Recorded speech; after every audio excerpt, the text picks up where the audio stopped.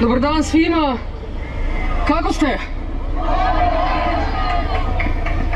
Drago mi je što sam danas u Surčinu.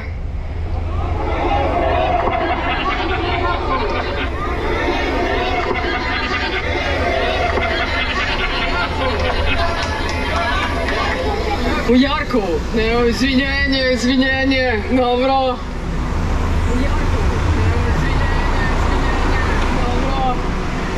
U Jarkovu. Drago mi je što vas vidim, svakako. U Jarkovu. Želim, pre svega, pored toga što hoću da vam poželim dobar dan, u Jarkovu. I što želim da vam se zahvalim što ste se okupili danas u Jarkovu. Ne, izvinjenje, dobro. Želim da vam prenesem izvinjenje što naš predsjednik Aleksandar Vučić danas nije ovde u Jarkovu, a trebao je da dođe.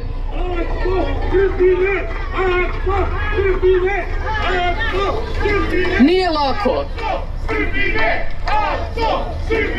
Ali zato se Aleksandar Vučić bavi politikom u Jarkovu i zato je napravio takav tim oko sebe, da bi se borili da upravo u najtežim krizama pokažemo koliko je Srbija drugačija država i koliko Srbija može danas.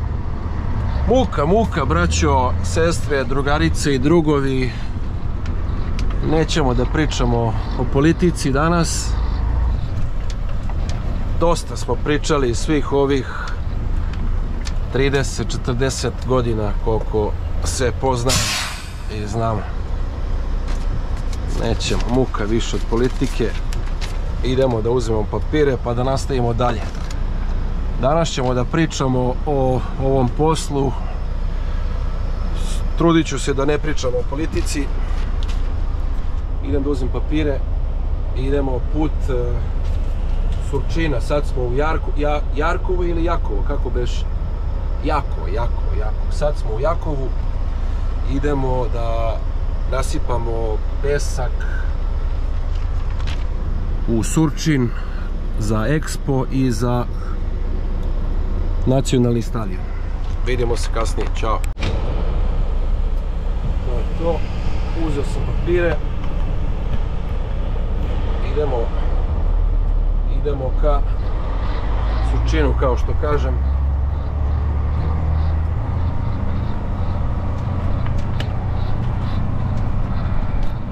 Ubiće me kolega, kaže nemoj preko 1000 obrtaja. Kaže ja vozim do 1000 obrtaja, nemoj preko. O čemu se radi? Pesak se kopa na ovim plodnim njivama i kamionima se transportuje ka Surčinu, gde je u izgradnji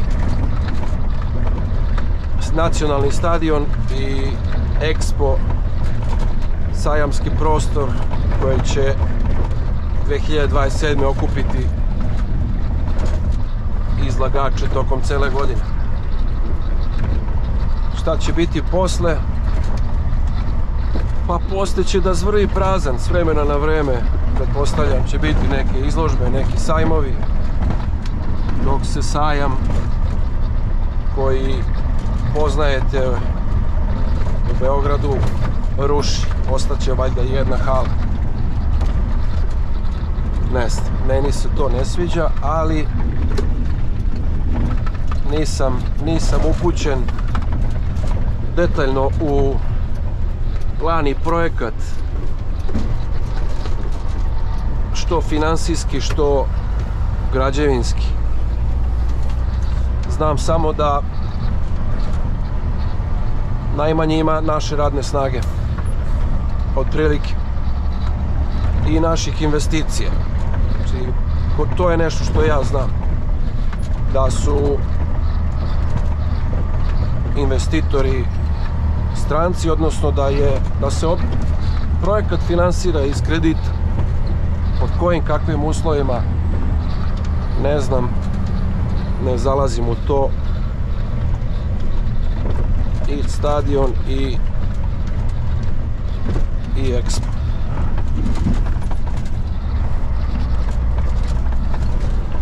Evo primjer kakvi smo mi, znači ne možemo pričamo o politici ni zato što pogledajte kakav smo narod, pogledajte đubre, otpad, 90% ovoga može se reciklira.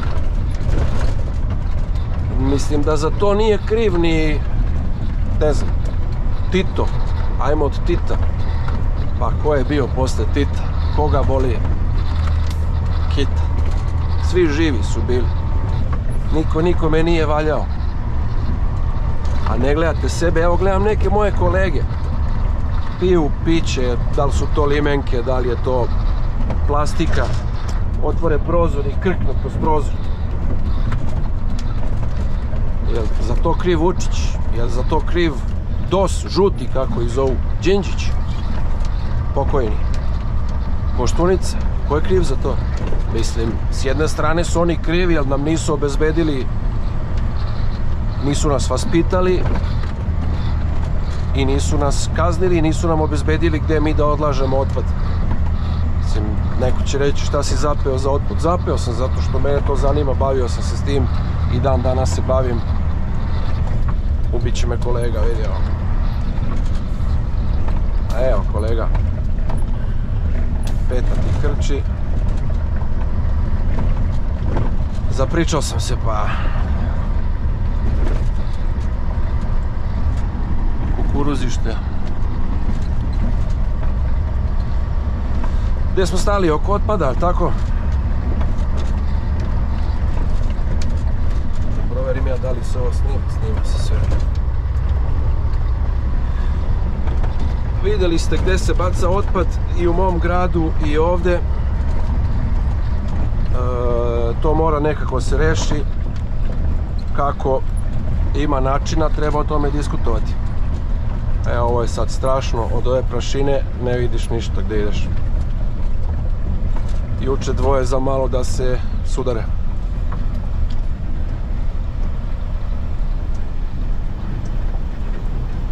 Ovdje se rešava put, nasipa se ovo. Ajde druže, nemoj da pričaš, nego vozi, brate. Neki su ovdje plaćeni na dnevnice, neki su plaćeni po turi. Tako da ne znam kome se šta više isplati.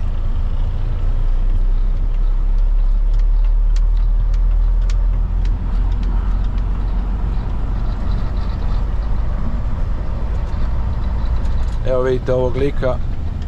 Lik je sa istoka. Ima turban na glavi. Neko će da kaže, pa dobro, to je znak da se Srbija razvija. To je znak da smo mi postali atraktivna zemlja za strane radnike. Da nam se standard poveća.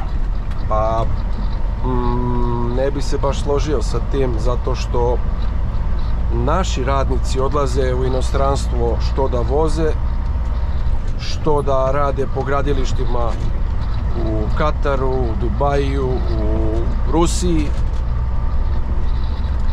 Znači ovi s istoka dolaze kod nas za 300, 400, 500, 600 dolara, a ovi naši idu preko za 1000 i kusur dolara, jel tako? Ne pričamo o stručnjacima, o inženjerima, pričamo ovako o nekoj, da kažemo, običnoj radnoj snazi. Tako da te migracije su okej. I ja sam išao putovao po svetu, ali sam se vraćao u Srbiju zato što ono što sam tad gledao po svetu mi se uopšte nije sviđalo. A to je počevši od hrane. Hrana bez ukusa, mirisa. Hrana koja je bila skupa. Jedan limun, $1.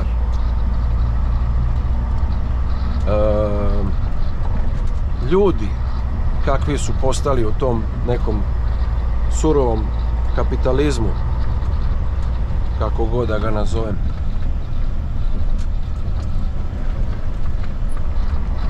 Tako da nekako me uvek privlačilo to da se vratim ovdje, neka nostalgija. ljubav prema zemlji, ljubav prema gradu, prema bližnjima svojima. Moja reka, moja šuma, moji roditelji, moja familija, prijatelji, braće, sestre i tako dalje.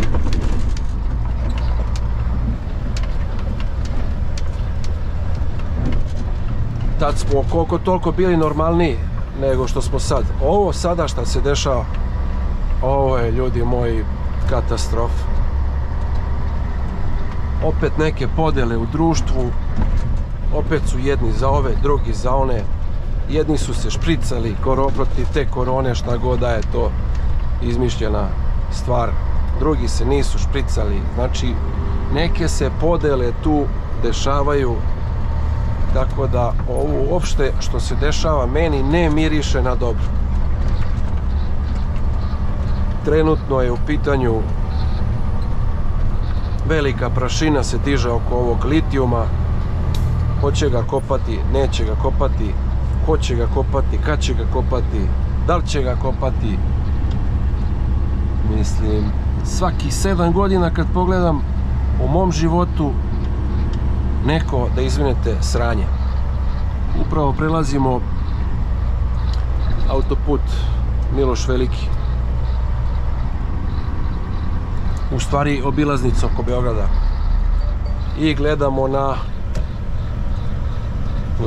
zajedno, u stvari vi i ja gledamo na jedno veliko gradilište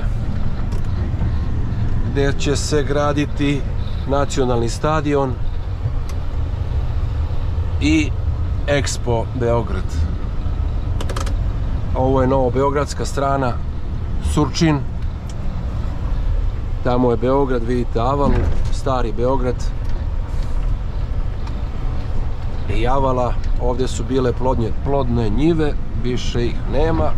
Jer, mislim, šta će nama plodna njiva kad možemo da uvozimo paradajz iz Albanije, papriku iz Albanije, krompir iz Kine, pasulj iz Kine, više nema Tetovca, nema Gradištanca. To što piše Tetovac i Gradištanac, to više nije to. Krompir iz Pakistana, hrana iz Kine, roba iz Kine, sve živo. Znači, naša privreda se svela na to da više uvozimo nego što izvozimo i da sve manje i manje proizvodimo, bilo to, pogledaj ovu prašinu, bilo to hrana, bilo to neka odeća, obuća i tako dalje, kao neka za mnoge možda stara dobra vremena. Moje kolege uvoze, to jest prevoze meso iz hladnjačama iz Španije, a to meso je verovatno stiglo iz Argentine. Južna Amerika je veliki proizvođač mesa, pa nek je stiglo iz Španije. I to jedno meso, to jedno parče mesa, ta jedna svinja ili juneći but ili junetina, šta god da je jeftinije da dođe iz Španije nego da ga seljak tovi. Seljak u Srbiji više nema računicu da tovi junat, zato što pojede samo sebe. I polako ljudi dižu ruke od proizvodnje. Kada kukaju i svojim sinovima, ćerkama, kukaju i svojim unucima. Oni sve to čuju i polako od te muke verovatno beže sa sela. Mislim, uvek su bile migracije iz sela u grad, ali bar nekako treba seljaka zaštititi, da onaj koji želi ili koji se dvoumi da li pobeći u grad, u Beograd na vodi, u Novi Sad ili bilo gde, veće mesto za kožnu fotelju, kompjuter, laptop od 7 do 3, da radiš, ali da ne radiš ništa, jer eto, čuo si, neko je dobio posao, nije tražio posao, nego je dobio posao, nekoga je zaposlio, tako, tu na foru, i on sedi lepo u kancelariji, od 7 do 3, dođu pola 8, izađu pola 3, od tih 7 sati ima još i pauzu, to je 6,5 sati, efektivnog rada nema ni 2 sata. To su paraziti ovog sistema, ja da vam kažem nešto. To je to. Što kažu, nema leba bez motike. Ja sam se baš nešto raspričao o svemu i o svačemu, zato što je... Krećem se sa raznim ljudima i slušam razne priče. Čitam i žutu i belu štampu i crnu. Ne pratim samo jedno, ne slušam samo drugo. Pokušavam da sagledam onako sa svih strana sve ovo što se dešava oko nas.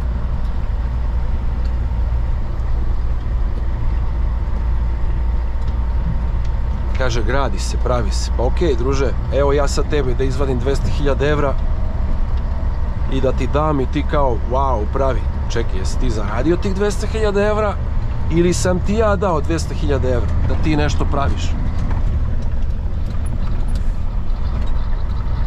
Hoćeš ti učestvovati da praviš ili ćeš zvati nekoga da ti pravi?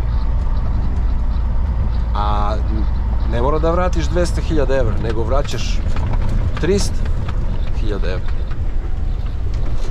Tako da treba razmišljati kako će se vratiti ove sve pare. Ove prethodne i buduće. S obzirom da nam privreda na papiru možda izgleda ok, ali ovako po meni ne. Zašto? Zato što sam primetio da je limun jeftiniji nego paprika. Da je cena crnog luka, koji može da raste bukvalno u ovom pesku ovdje, skuplji bio u jednom trenutku nego banana. Gde raste banana, gde raste krompir, gde raste crni luk?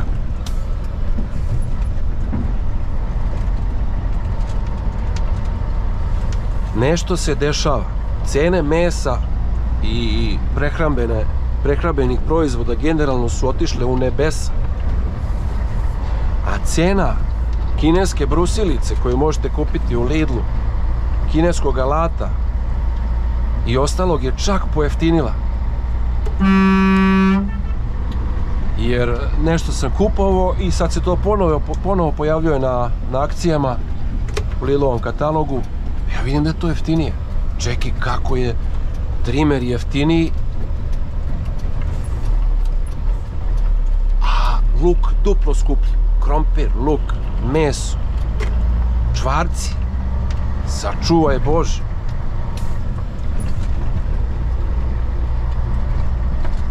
To mi nešto nije jasno, nešto mi se tu ne uklapa sve. No, raširio sam priču. Evo gledate, deo Novog Beograda, deo Starog Beograda, pravo je Sava, teče ka tamo, ka ušću u Dunav. Tamo vam je uzvodno tok Save ka Umci, Obrenovcu, Šapcu, delu Bosne, Hrvatske i Slovenije gdje izvire.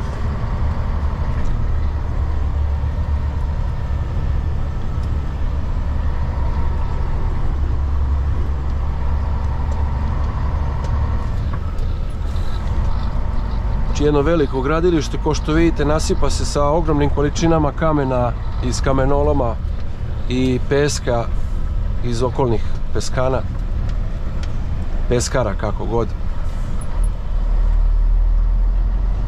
Danima se nasipa, valja, prska i tako dalje.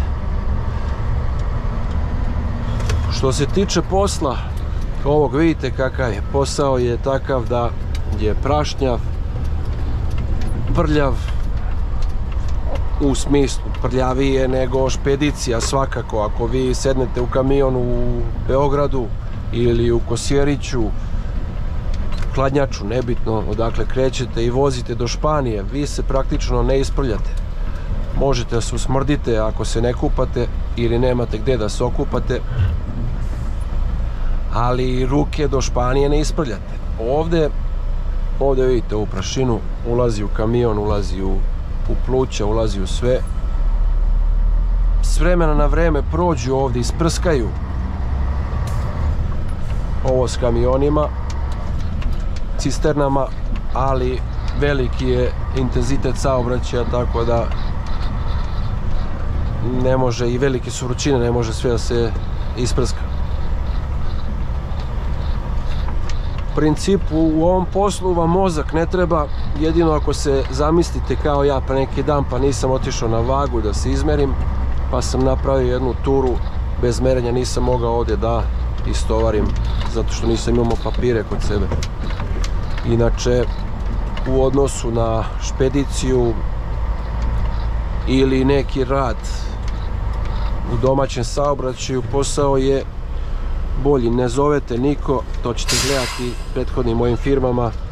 Jedan mali Indijanac kako me je zvao i proveravao što sam stao, gdje sam, šta sam i tako dalje. Dalje je glumio mangupa tamo pred ekipom ili je imao nešto protiv mene, ne znam, ali druže, gledat ćeš sebe uskoro na TV-u. Opet da se vratimo na ovo, znači špedicija, domaći saobraćaj i ovo nema veze s vezom. Ovdje ste kući svaki dan u određeno vrijeme i znate kad krećete, znate šta radite. Malo je dosadno zato što bi rekao Rambo Amadeus, jedno te isto, te jedno te isto, te jedno te isto. Autobuske linije kako ih zovu. U špediciji je to malo drugačije. Ali niste kući, ovdje si kući svaki dan u isto vrijeme, krećeš od kuće u isto vrijeme i to je to. Probao sam i jedno i drugo i treće. Trenutno zbog porodice, zbog obaveza, zbog svega meni nekako ovo najviše odgovara ili domaći saobraćaj, mada se poželim nekad i da kad se umorim od svega provozam i da me nema tu par dana, da vidim opet nešto novo, zato što je špedicija na neki način dinamična, sem tih dosadnih čekanja na granicama gdje ti prođe život, bukvalno ti prođe život, sjediš, čekaš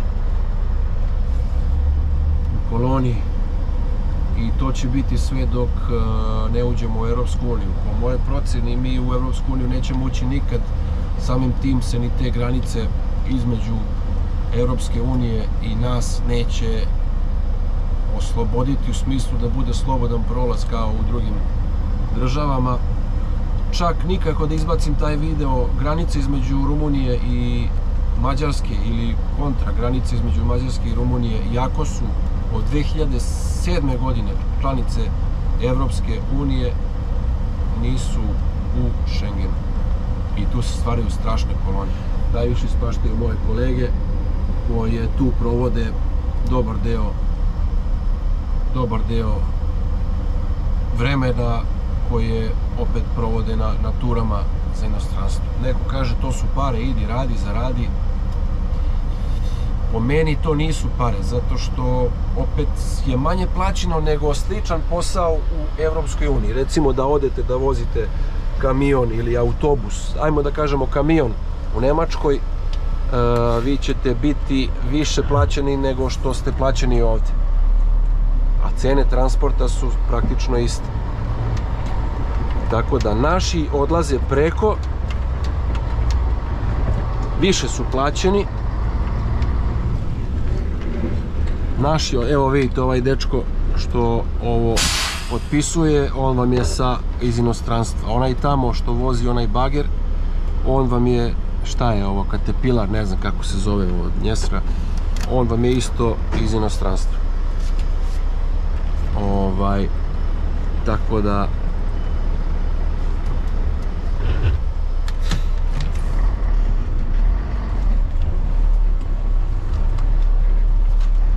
i nisu jedini, ima ih ovdje mnogo. Ima ih ovdje mnogo.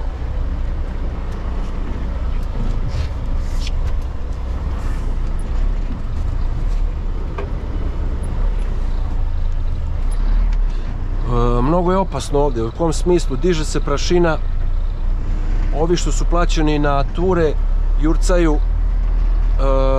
svi jure kao muve bez glave i morate voditi računa da nekoga ne zgazite. Evo vidiš, ovaj dečko mi se provlači, evo ga sad izlazi vam, vidiš. On ide, gleda u papire, ne gleda u mene, ja ga ne vidim od prašine i mogu da ga zgazim. Tako je na izgradnji Miloša Velikog autoputa izginulo, Bog da im dušu prosti, par ljudi. Zato što nisu gledali, ne vidi se. Vidite, lik sa istoka, mislim, oni su mučenici došli ovdje, ali ima jedno transportno preduzeće, ima ih više u stvari, koji su doveli vozače sa istoka. Voze za mnogo manje novca nego mi. Mislim da država od njih nema nikakve prihode u vidu doprinosa i tako dalje, ne plaća se ništa. Znači samo je dobar za vlasnika firme i ni za koga drugog. I on je dobar sebi jer šalje novac na istok, ne troši ga praktično ovdje, došao je da radi, ima plaćen smještaj, to što pojede, od posla nema kada troši novac i sve šalje preko. Tako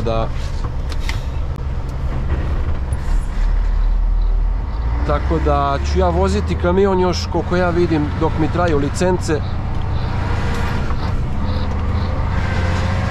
Gdje, brate, mi pokazuješ?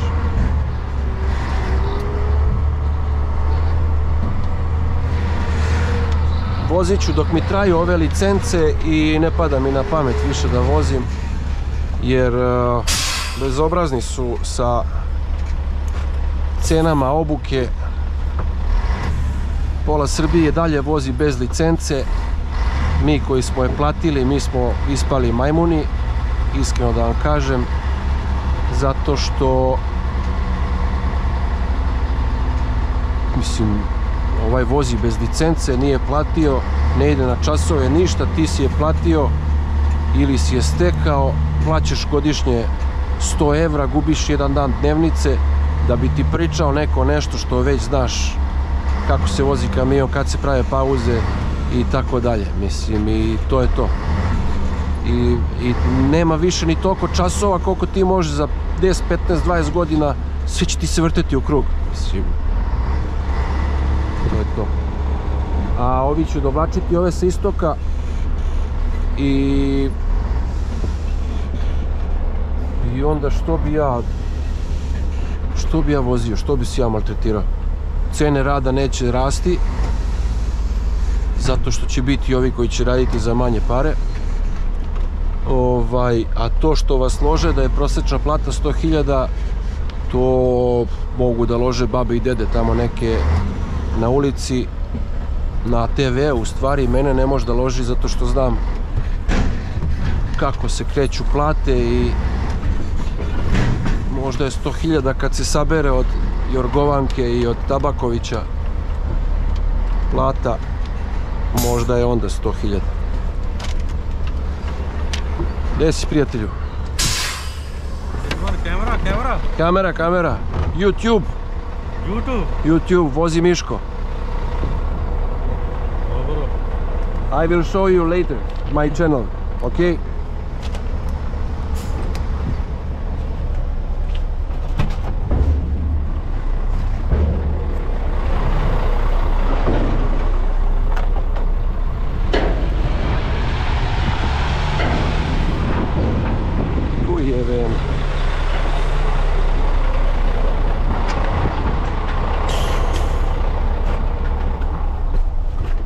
Evo vidite, ja ne bacam to napolje. Hey friend, I have something for you. It's a little bit hard, but it's organic. Okay. No. Thank you. You're welcome.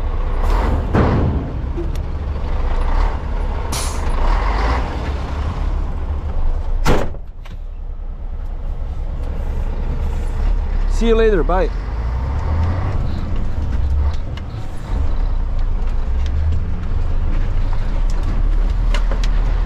Eto, ne znam gdje smo stali, pričali smo malo o politici, pričali smo malo o svemu. To je to. Sad se opet vraćamo tamo gdje smo se sreli, gdje nas je pozdravila naša Ana, bivša premijerka, sad je u skupštini, predsjednica skupštine. Veliki pozdrav za Anu. Mi joj se izvinjavamo izvinjavamo se što predsjednik mesne zajednice moje nije bio na skupu, ali je imao neke obaveze pa je išao na drugi skup onim autobusima i to, nema veze. Tako da veliki pozdrav za našu Ančiku i da je kažem da će ovo sve biti brutalno će ovo biti, ovo kad se napravi će da bude brutalno. Sad se vraćamo opet u Jarkovo. Čekaj, stani, je li Jakovo ili Jarkovo? Vraćamo se opet u Jarkovo. Šta sve možemo da uradimo? Ništa, vraćamo se u Jarkovo. Idemo opet isto. Opet tovarimo.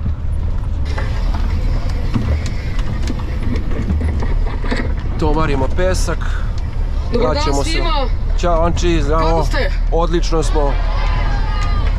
Super smo, Anči. Drago mi je što sam danas u Surčinu. Ne vidim te nigde, ne znam gde si, ali dobro. Dobro, Ančika. Ančika. U Jarkovu. Evo, izvinjenje.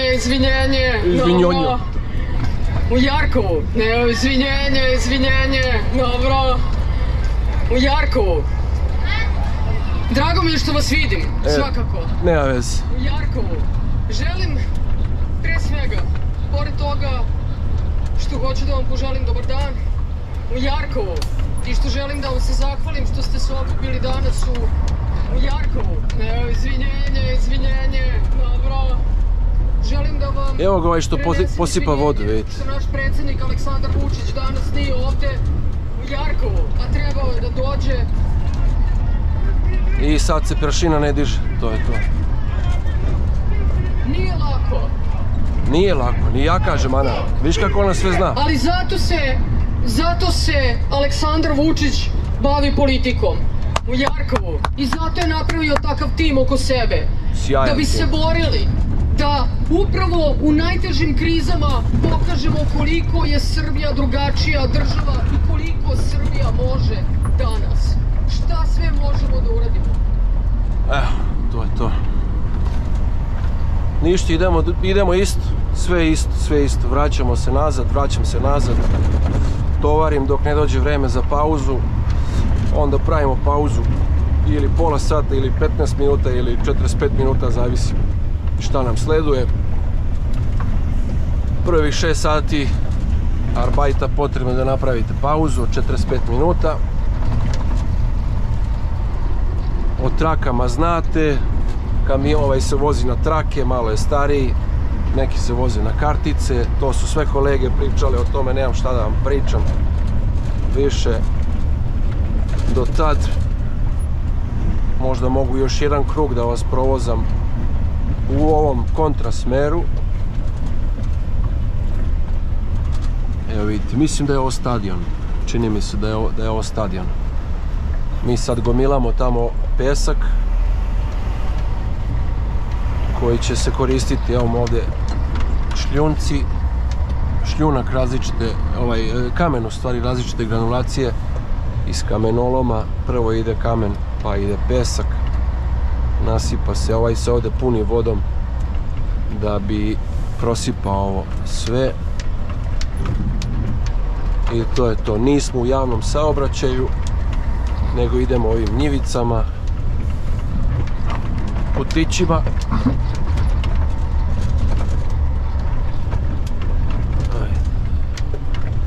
I tako nekih 8 tura u toku dana napravim, 9, kako kad, 7, 6, sve zavisi, pogledaj ovo.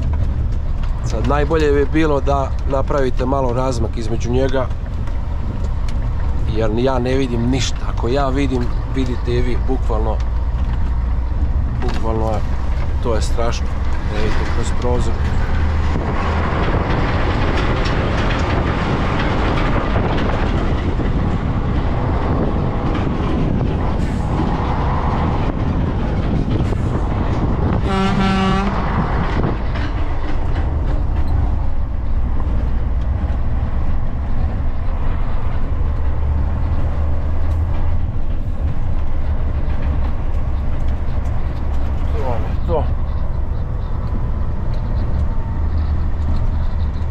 Pričali smo malo o politici, nismo htjeli mnogo da pričamo, da se ne bi svađali. Treba da shvatite da ne čini ovu državu njih 250 u skupštini ili koliko je već u vašoj maloj zajednici, u vašem malom gradu. Ovu državu čini ovaj narod, jel tako? Ako se narod ne dogovori, ako se narod ne složi, ako narod nema neku svoju viziju, onda džabe. Sve je džabe. Sve je džabe. Može da dođe Elon Musk, ali ako narod nema ono što treba da ima, čast, obraz, moral, vrednoću, ako narod nema kulturu, obrazovanje, džabe, sve džabe. Možete da budete samo robovi jednog sistema, da budete jedne ovce kojih ni ova Srbija više nema. A ni Crna Gora, skoro sam išao 2 puta u Crnu Goru. Na prste nas, 40 prstiju naših, nismo mogli da nabrojimo stada, grla i ovce usput, a nekad je toga bilo, nepregledni pašnjaci. Malo možda zvučimo onako ogorčeno,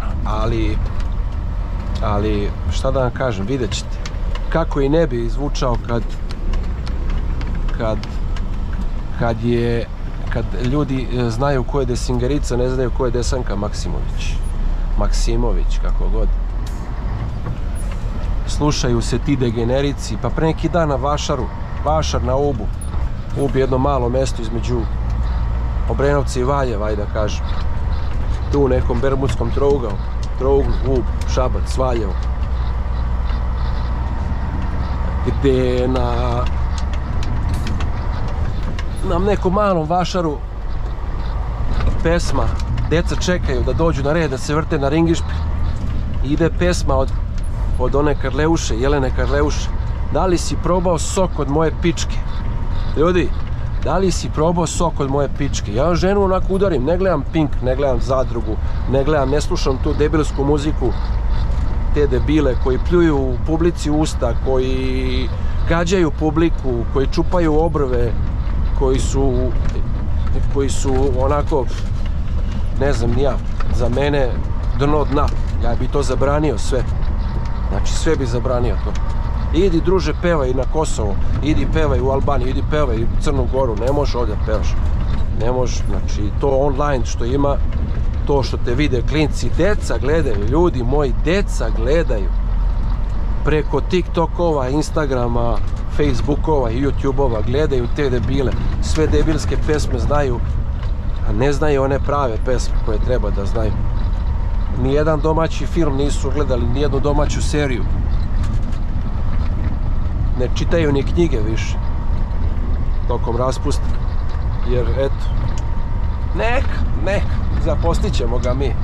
Učlani se, ode malo u autobus, dobije sendvič 2000, zaokruži, čeka ga mesto. A pa ne možemo svi preko mesta. Mislim, može, ima tome neko preduzeće, kaže, nemaju više gde da ih stave. Počeli stavljaju stolice u hodnike. Uhapsit će me neko, kako će neko da me uhapsi.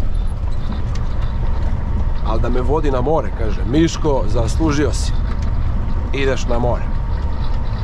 Ideš u banju. Ne, u banju ideš. Posle svega ovoga ideš u banju. Da se malo banjaš. Da ti bude lepo, Miško, se odmoriš od svega. Gde si, Vladimire? I ovaj beli, i ova prašina. Juj.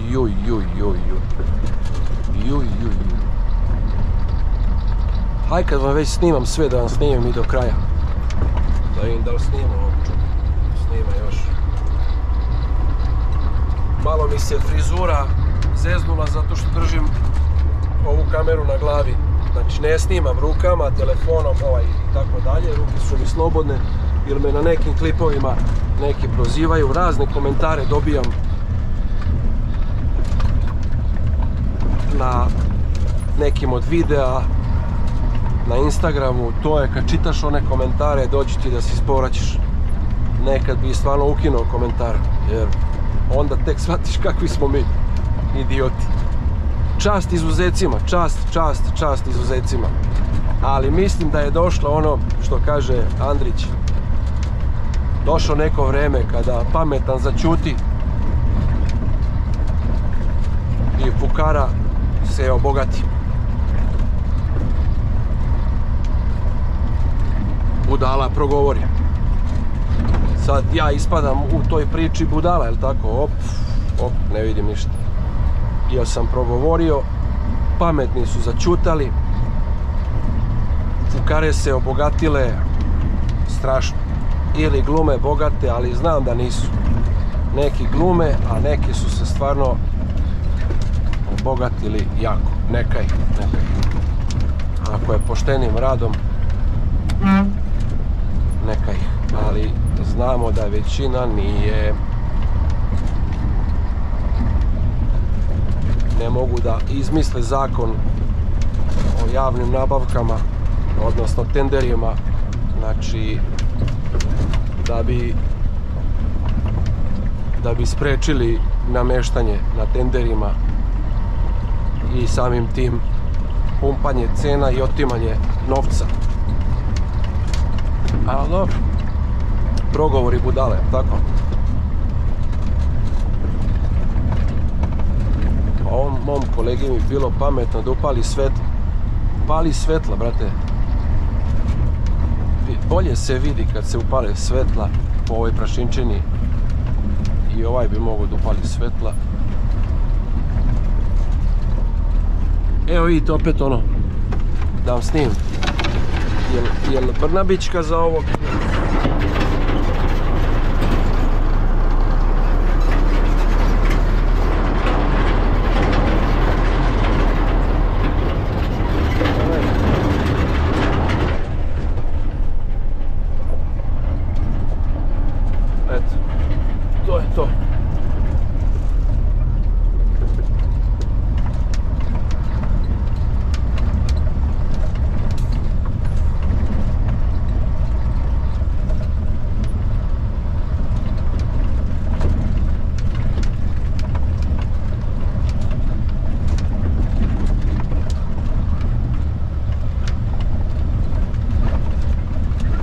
Ovo je jedna od ovih peskana, ima ih više tu u okruženju. Takvo je zemljište da je na par metara ispod zemlje pesak koji se ispituje ukoliko sastav odgovara. Vozi se ovdje, sa moje desne strane je kasarna vojna, mislim da je sad možda čak i napuštena kao i sve. Vidite kako to nastaje, to će nekad biti ako se ne zatrpa jezero. A možda i zatrpavaju, pitanje sa čim, da ne bi bilo jezero. Mislim da se zatrpava sa zemljom od nekih iskopa i to je to. Negde su tako nastala jezera gdje možete doći pecati, kupati se i tako dalje, mada ovdje stoji tabla da je zabranjeno pecanje, kupanje i tako dalje. Vidi, vidiš ovo, odjednom on, bar da je upalio gore ono svetlo. Ja ne znam da li ste vi vidjeli, šta vi vidite, da li će se vidjeti šta kad prebacimo na kompjuter i na YouTube, ali bukvalno jako je naporno od ove prašine ispadnuti oči i naporno je zbog ovog truckanja. Dođeš kući i žena te pita kako je bilo na poslu i ti kreneš dobro je bilo na poslu. Ja ovaj sad skinuo sam ga, ušla mi prašina juče od njega. Sad je pomislio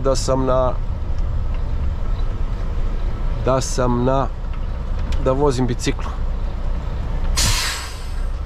Eto, pesak se, ovo se puni sada, ispira se ona voda, puni se pesak. Idemo ovdje da se prijavimo, vratimo staru otpremnicu, uzmemo novu, čekamo red da se tovari pesak. Do tad vas Miško puno pozdravlja, kod mene na kanalu imate raznih klipova, možete da vidite sve i svašta i lepa putovanja, što sam prošao kroz ovaj posao, što sam prošao kroz ovako prirodno, privatno. Sad razmišljam da otvorimo neki drugi kanal, jer ovaj izgleda neka se raja nagomilala koja voli samo gluposti. A ja nisam čovjek od gluposti i ne mogu da se majmunišem, da snimam gluposti. Tako da ćemo možda čak i da otvorimo drugi kanal gdje ćemo pričati i pokazivati neke prave stvari, prave vrednosti, prave priče. Ali o tome, o tom, potom. Naravno, dok Miško bude vozio, bit će i vozi Miško. A Miško vozi ceo život, tako da to je to. Do tad vas puno pozdravljam, sve zapratite, lajkujte, ko može, ko ne može, prosledite ovaj video, što bi rekao Boris, da što više ljudi vidi ovaj bitni video. Do tad vas puno pozdravljam i to je to. Dao sam onom liku krušku, evo kruška iz mog dvorišta, nepreskana. Evo još jedna, njemu sam dao jednu, to mi je užino. Jedna bitna stvar je da sam ostavio cigarete, da više ne pušim, to mi se sviđa, vrlo lako. Koga zanima mogu da mu ispričam način. Nije mnogo prošlo, ali prolazi. Kad sam ja nedelju dana izdržao bombone. To je to. Ćao drugari, vidimo se. Evo mene opet, u stvari vraćamo se na početak, vraćamo se u Jakovo. Šta vam nisam pričao za domaći saobraćaj, zavisi sve za koga radite. I jedno, i drugo, i treće. Birajte dobrog poslodavca, birajte dobre, ako možete, dobre dispečere, disponente, kako god, jer od njih zavisi sve. Radio sam sa raznima, sa nekima sam u kontaktu, s nekima nisam. Neke i dan danas spominjem u dobrom kontekstu, znači neke ne bi spominjao. Domaći saobraćaj, poštujte sebe, poštujte prvenstveno sebe, poštujte pravila vožnje, jer ako vi ne poštujete sebe, neće vas poštovati ni poslodavac, ni dispečer. Terat će vas da vozite od jutra do mraka, da bacate trake, da vozite na 2 kartice i onda će vam se posle nekog vremena sve to smučiti. Kaže, super, zaradio 200.000, druže, a ti ne izlaziš iz kamiona za 200.000 dinara. Rizikuješ svoj život, rizikuješ moj život, moje porodice ako sam u saobraćaju. Nemoj to raditi. Znači, zna si koliko se vozi i kad se prave pauze i kakve se prave pauze. Tako da razmišljajte malo o svom zdravlju. Malo o svom zdravlju razmišljajte, a ne samo o lovi. Znam, treba nam svima lova, ali šta piše na jednoj bolnici, na VMA? Zdravom čoveku je potrebno mnogo, a bolesnom samo jedno. Uživajte. Ćao.